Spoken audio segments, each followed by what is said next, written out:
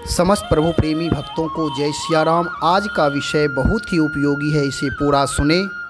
आज हम चर्चा करेंगे मनुष्य जीवन में दुर्गुण क्यों आता है और यदि दुर्गुण आते हैं तो उसका जीवन कैसा होता है, दुर्गुणी व्यक्ति का त्याग कैसे करें और उससे कैसे बचें। जैसा कि कहा जाता है किसी में दोष नहीं देखना चाहिए, वास्तव में दोष किसी में ना देखें, लेकिन यदि कोई दुर्गुणी व्यक्ति है तो उससे दूरी अवश्य बना ले।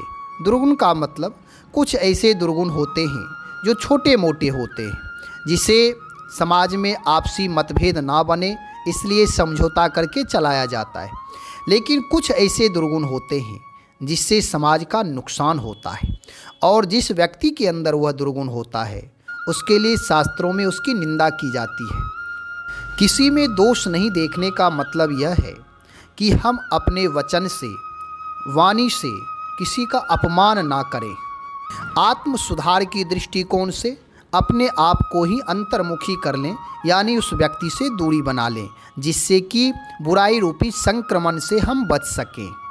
नहीं तो संगति का बहुत बड़ा प्रभाव पड़ता है, जैसी संगति होती है वैसे हम आप बन जाते हैं। यह मनुष्य जीवन बहुत ही बहुमूल्य जीवन है, इसको महान बनाना है, उदात्त बनाना है, इसलिए उत्तम संगति ही करनी चाहिए।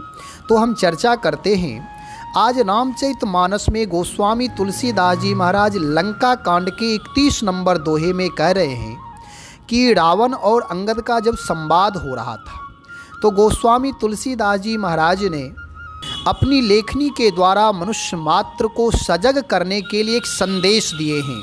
गोस्वामी तुलसीदास जी महाराज ने रावण और अंगद के संवाद के माध्यम से कह रहे हैं कि कुछ ऐसे लोग समाज में होते हैं जो दुष्चरित्र होते हैं और दुष्चरित्र व्यक्ति मानो वह मुर्दे की तरह है।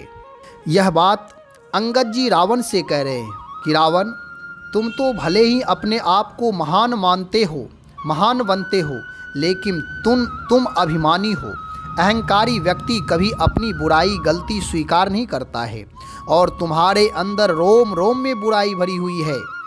जीवन नष्ट करने के लिए एक बुराई ही काफ़ी होती है, लेकिन तुम्हारे अंदर एक दो नहीं 14 बुराई तो मुझे दृष्टिगोचर अर्थात मुझे दिखाई दे रही है। इसलिए मेरी दृष्टि में तुम जीते जी मरे हुए हो। गोस्वामी तुलसीदास जी महाराज ने अंगद जी के वाक्य को अपनी लेखनी के द्वारा उतारा है, तो हम आप सुने और इसका एक एक अर्थ समझेंगे।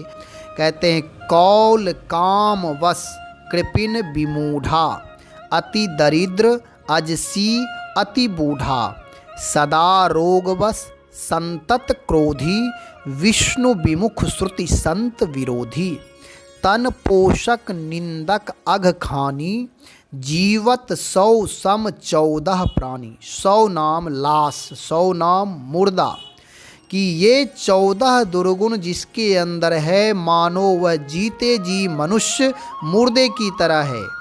मुर्दा 100 कहने का भाव यह है कि जैसे कोई व्यक्ति मर जाता है तो उसके परिवार वाले भी उससे घृणा करते हैं और उसे अग्नि संस्कार करके जला देते हैं और फिर अपने आप को पवित्र करते हैं।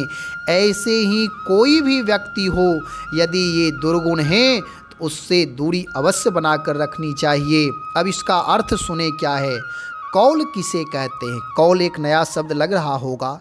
कौल कहते हैं, इसकी परिभाषा है अंतः शाक्त बहिर्शैव सभा मध्ये च वैष्णवा, नाना रूप धरे कौला विचरंति मही तले।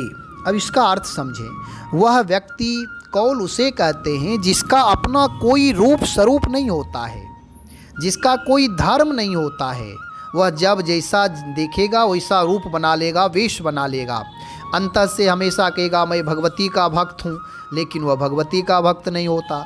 जहाँ शंकर जी के भक्त मिल गए, कहीं गया तो देख लिया तो वैसा ही बन गया, कहीं वैष्णव की सभा है तो वहाँ वैष्णव बन गया। तो ऐसे लोगों को कौल कहा जाता है। कामवश, जो पराई स्त्री में दृष्टि लगाए रहता है उसे कहते हैं कामी, और वे कामी व्यक्ति निंदनीय है।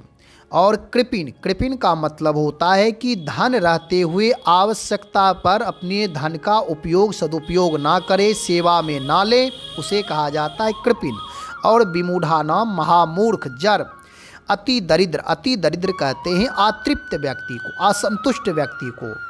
व्यवस्था होने के बाद भी अपने पास धन वैभव संपत्ति है फिर भी अतृप्त है, उसे कहते हैं अति दरिद्र। अजसी अपयसी, जो अपयसी व्यक्ति है वह निंदनीय है। अति बूढ़ा, जो अत्यंत बूढ़ा हो गया, जीर्ण शीर्ण हो गया। और जो सदा रोगवश रहता है, हमेशा रोगी बना रहता है। और संतत क्रोधी, जो अकारण ही हमेशा क्रोध करता है। और विष्णु विमुख, जो भगवान को नहीं मानता, निंदा करता है भगवान की। और श्रुति संत विरोधी, वेद का ज्ञान का और संत नाम सज्जन साधु पुरुष महापुरुष उनकी निंदा करता है। तन पोषक, जो अपने शरीर के पोषण के लिए जीव हिंसा करके अपने जिह्वा की तृप्ति करता है, वैसे लोग। और निंदक, जो सबकी निंदा करता है। अघ नाम पापी है वह पाप, और ये सारे जिसके अंदर दुर्गुण हैं वे मानो अघ खानी हैं।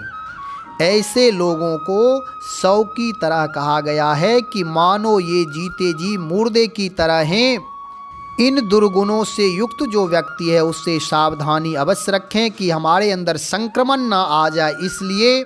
और अपने अंदर झांकते रहें कि हमारे अंदर किसी प्रकार कोई दोष ना हो। अपने जीवन को दिव्य बनाएं, महान बनाएं। श्री राम जय जय राम।